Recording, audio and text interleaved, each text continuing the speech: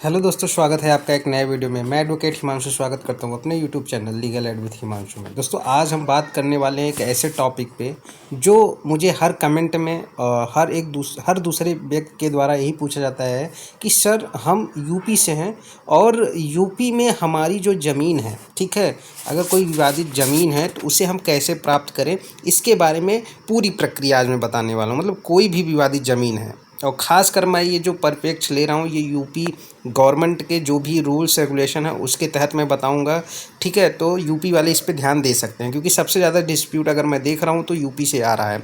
तो अगर उत्तर प्रदेश में विवादित ज़मीन है आपकी, ठीक है, विवादित ज़मीन, और उसे कैसे प्राप्त करें। अब वो विवाद किसी भी तरीके का हो सकता है, मैं अभी सब कुछ बताऊँगा कि विवाद किस तरीके का हो सकता है, किस विवाद में किस तरीके से आपको वो ज़मीन मिलेगी। तो इस वीडियो को आप लास्ट तक देखिएगा। अगर कोई डाउट हो तो आप कमेंट बॉक्स में हमसे ज़रूर पूछिएगा, और चैनल पे फर्स्ट टाइम आया चैनल को सब्सक्राइब कर लीजिएगा, वीडियो को लाइक कर दीजिएगा। और अगर मैं अपने बारे में बताऊं तो मैं वर्तमान में इलाहाबाद हाई कोर्ट में एज ए वकील प्रैक्टिस करता हूं। तो आप मुझे कांटेक्ट करके कोई भी कानूनी सहायता प्राप्त कर सकते हैं। चलिए स्टार्ट करते हैं वीडियो को। तो दोस्तों, सबसे सही चीज़, अगर कोई विवाद है ज़मीन का और आप उसको सुलझाना चाहते हैं और वो विवादित ज़मीन आप अपने पास पाना चाहते हैं फिर से, तो आपको सबसे पहले सही जानकारी होना चाहिए, सही दस्तावेज और सही प्रक्रिया। इन तीनों को अगर आप मिला देते हैं, तीनों की जानकारी है आपके पास, तीनों चीज़ें हैं, तो आपकी ज़मीन जो है वो सुरक्षित है, वो आपके पास रहेगी, ना वो विवादित होगी। अगर कोई विवादित है तो वो आपके पास आ जाएगी। तो सबसे पहला हमें क्या करना होता है, तो कोई भी ज़मीन है तो उस ज़मीन की पहले जानकारी लें और उसका रिकॉर्ड चेक करें। आप कोई ज़मीन मान लीजिए ख़रीद रहे हैं, या आपकी ही ज़मीन कोई है लेकिन उस पर विवाद हो गया है, तमाम चीज़ें, कोई भी केस हो, तो आपको सबसे पहले क्या करना है, ज़मीन का जो है रिकॉर्ड चेक करना है कि क्या है रिकॉर्ड। अब रिकॉर्ड की बात करें तो इसमें खतौनी, खसरा खतौनी के बारे में आपको पता होगा कि इसमें जो है जो भी मालिक है ज़मीन का उसका नाम होता है, कितनी ज़मीन है, ये तमाम चीज़ यहाँ पे जमाबंदी, नक्शा, रजिस्ट्री की नकल, ये तमाम चीज़ें निकलवा लें और उसको चेक करें कि आखिर किसका नाम है, कितनी ज़मीन है। अगर आप ये नहीं कर पाते हैं तो यूपी में एक भूलेख पोर्टल है और आप इस पे जा करके upbhulegh.government.in gov.in करके अगर आप देखते हैं तो यहाँ अपना आप नाम डाल के या फिर जो भी आपका है, आप अपनी ज़मीन की स्थिति के बारे में चेक कर सकते हैं। ये आपको पहला स्टेप करना है, मैंने यहाँ लिखा है ये फर्स्ट स्टेप है। सेकंड स्टेप की बात करूँ तो जो सेकंड स्टेप आता है वो आता है विवाद के प्रकार को समझें और स्थिति जानें। अगर कोई ज़मीन ये करने के बाद आपको लगता है कि हाँ विवादित है, कागज़ में गलत नाम है, किसी भी तरीके का डिस्प्यूट है, तो आपको क्या करना है कि सबसे पहले आपको विवाद का प्रकार ढूंढना है कि किस तरीके का विवाद है। जिस तरीके का विवाद होगा, जिस तरीके का मर्ज होगा, उस तरीके से उसकी दवा की जाएगी। अब जैसे कब्जा विवाद है, या फिर बंटवारा विवाद है, या फिर मालिकाना विवाद है, या सीमांकन विवाद है, या उत्तराधिकारी का विवाद है, या फर्जी बैनामा है, ये तमाम चीज़ें विवाद में आते हैं और आपके जितने भी समस्या होंगी इसी में से एक होगी। तो ये तमाम चीज़ें आप देखिए कि ज़मीन पर कोई केस तो नहीं चल रहा है, और ये भी देखें कि ज़मीन पर कोई केस नहीं चल रहा है। अब यहाँ जैसे मैंने थोड़ा सा एक चीज़ लिखा है, विवाद के प्रकार। देखिए, विवाद के प्रकार में मैंने बताया जैसे कब्जा विवाद होता है, अवैध कोई कब्जा कर लिया है या फिर आपने किसी का कब्जा करके रखा है, ये होता है अवैध कब्जा। बंटवारा विवाद, बंटवारे की चीज़ें होती है, जैसे पिता के नाम से पुत्र पे आई, वहाँ बंटवारा।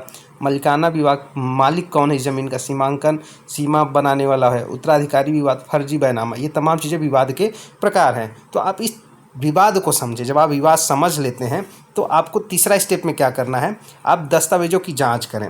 अब आपको क्या करना है, विवाद समझ में आ गया, भैया ये मेरा विवाद है, ऐसी ऐसी चीज़ें हैं, तो आप क्या करेंगे, रजिस्ट्री जो हुआ है उसकी चीज़ें देखें, खतौनी और खसरा देखें, नक्शा निकलवा लें, मालिक का जो भी है उसका आईडी प्रूफ ले लें, और एनओसी अगर ज़रूरत पड़ती तो इसकी ले लें। ये तमाम चीज़ें आप कलेक्ट करिए, क्योंकि कोई भी कहीं भी केस करेंगे, किसी के पास जाएंगे, तो ये तमाम चीज़ें, दस्तावेज आपके पास होना चाहिए, ये ज़रूरी है, ये मस्ट है, ठीक है। फिर आपको चौथे स्टेप में क्या करना है, चौथे आपको एक अच्छा सा कोई वकील पकड़ना है। कोई भी विवाद निकल गया, ज़मीन है, कोई विवाद हो गया, आपकी ज़मीन थी या आप खरीद रहे हैं ज़मीन तब की है, कोई भी है, मैंने विवाद बता दिया, कुछ भी विवाद आता है, आप एक कानूनी सलाह लें, कोई वकील से मिलें, आप हमसे भी मिल सकते हैं, हमसे कांटेक्ट कर सकते हैं। सभी कागज़ एक अच्छे प्रॉपर्टी लॉयर को दिखाएं और वह बताएं कि टाइटल क्लियर नहीं है या है कि नहीं, जो भी है कि किसके नाम है ज़मीन, ये तमाम चीज़ें करें, और जोखिम और कानूनी रास्ता वो बताएगा। जब आप वकील से मिलेंगे तो आप तमाम चीज़ें बताएंगे, तो आपको एक रास्ता बताएगा कि भैया ये दिक्कत है तो ये इसकी मर्ज है, आप ऐसे कर सकते हो, ठीक है। अब ज़रूरी दस्तावेज जैसे मैंने कहा ना, जब भी आप भी किसी के पास जाएं दस्तावेज निकलवा के, तो दस्तावेज में क्या क्या आपके पास होना चाहिए। तो आप आधार कार्ड, वकील के पास जा रहे हैं तो आधार कार्ड होना चाहिए, या फिर किसी भी अधिकारी के पास जा रहे हैं विवाद को लेके सुलझाने के लिए, तो आपके पास क्या क्या दस्तावेज होना चाहिए। तो आधार कार्ड, पैन कार्ड अगर है तो खसरा खतौनी निकलवा लीजिए, नक्शा निकलवा लीजिए, पुरानी रजिस्ट्री निकाल लीजिए, टैक्स रसीद निकाल लीजिए, गवाह हो तो गांव देहात के लोग अगर गवाह हैं तो, और फोटो कब्जे का सबूत आप लेके ये जा सकते हैं। अब विवाद तो है भाई, ठीक है, तभी आप इतना चीज़ें सुन रहे हैं। अब विवाद है तो उसको सुलझाने के तरीके क्या क्या हो सकते हैं। देखिए, सबसे पहला तरीका तो जान लीजिए कि आपसी समझौता अगर हो जाता है तो आप इस पर कर लीजिए। ये सबसे सस्ता और सबसे तेज़ प्रक्रिया मानी जाती है, आपसी समझौता। लेकिन आजकल ज़मीन विवाद में आपसी समझौता ना के बराबर होता है। कोई भी अपनी रत्ती भर ज़मीन देना नहीं चाहता और दूसरे की ज़मीन हड़पना चाहता है। दूसरा चीज़ आती है मध्यस्थता, पंचायत या तहसील स्तर पर समाधान। अब तहसील स्तर पर जो भी ज़मीन विवाद होता है वो तहसीलदार करते हैं। तो या तो तहसीलदार या फिर एसडीएम की कोर्ट में आप जाके अपना विवाद हल करा सकते हैं, ठीक है। ये दूसरा होता है, ये भी थोड़ा सा आसानी है, ज़्यादा कुछ करना नहीं पड़ता। तीसरा है कि आप कोर्ट में चले जाएं। अगर ये दो जो चीज़ नहीं हो पाता है तो आप कोर्ट में जाकर आप चीज़ें कर सकते हैं, ठीक है। अब ये चीज़ें हो गई, ठीक। और अगर हम ये हो गया, अगर आपको यहाँ से नहीं होता तो आप कोर्ट में जा सकते हैं, ठीक। छठवां अगर हम बताते हैं तो कानूनी प्रक्रिया, अगर ज़रूरत पड़े कि आपको अब समझौता नहीं हो रहा है तो आप तहसील या एसडीएम या फिर राजस्व न्यायालय जा सकते हैं, सिविल कोर्ट में जा सकते हैं। मालिकाना हक के लिए आप सिविल कोर्ट में जा सकते हैं। केस के प्रकार क्या हो सकते हैं, डिक्लेरेशन हो सकता है, पटिशन हो सकता है, ठीक है। ये तमाम चीज़ें हो सकता है, ये केस कर सकते हैं आप, ठीक है। अब देखिए जाएं कहाँ पहले, तो मैं सबसे पहले बोलूँगा कि जैसे आपसे आपसी सहमति नहीं हो पा रहा है तो आप तहसील स्तर पर लेखपाल, तहसीलदार या एसडीएम की कोर्ट में जा सकते हैं। वहाँ नहीं होता है तो आप राजस्व न्यायालय में जा सकते हैं, बंटवारा, नामांतरण और सीमांकन के लिए।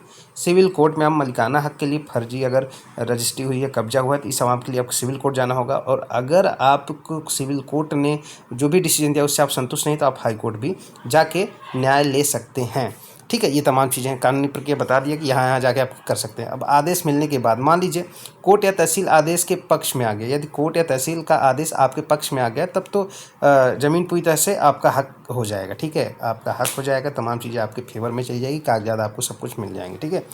ज़मीन आप अपने नाम कैसे कराएं, अब जैसे वो हो गया तो अब हक में आ गया तो ज़मीन आपके नाम कैसे होगी। तो आपको सेल डीड जो रजिस्ट्री कराना पड़ेगा, ठीक है।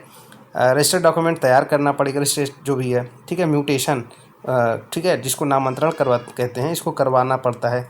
कब्जा लेते हैं और टैक्स रिकॉर्ड अपडेट करते हैं, ठीक है। आपको कब्जा लेना पड़ेगा और टैक्स जो भी आता है रिकॉर्ड उसको सब करना पड़ेगा। ये तमाम चीज़ें करके आप अपना चीज़ें पा सकते हैं, ठीक है।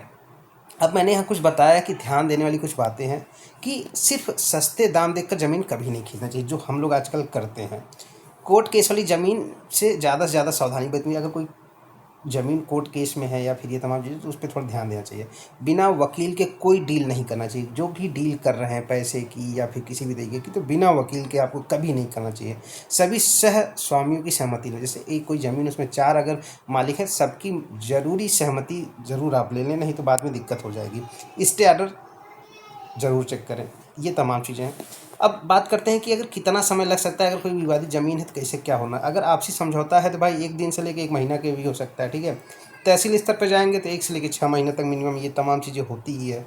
और कोर्ट केस में जाएंगे तो भाई सबसे बड़ा प्रोसेस है। आपको पता है कि अगर कोर्ट में कोई चीज़ चली गई तो काफ़ी लंबे समय तक चली जाती है, मतलब 6 महीने से लेके कई सालों तक ये तमाम चीज़ें चल सकती है। तो ये मैंने एक ओवरऑल बताया है। और अगर किसी को किसी भी तरीके की और दिक्कत आती है, मैं आगे वीडियोज़ में ये बताऊँगा। बाकी मैंने ढेर सारे वीडियो बहुत पहले ही बना के डाल चुका है ज़मीन विवाद पे, कि एसडीएम की कोर्ट से कैसे कराएं, पुलिस से कैसे होता है, कैसे कोर्ट से कराएं अपना विवाद ख़त्म। ये तमाम चीज़ों का वीडियो मैंने बना रखा है, आप देख सकते हैं चैनल पे जाके। और चैनल पे अगर आप फर्स्ट टाइम है, चैनल को सब्सक्राइब जरूर करिएगा। हमसे बात करने के लिए आप कमेंट बॉक्स में हमसे रिक्वेस्ट कर सकते हैं। तो ऐसी वीडियोज़ आपको मिलती रहेगी। मिलते हैं नेक्स्ट वीडियो में, तब तक के लिए जय हिंद।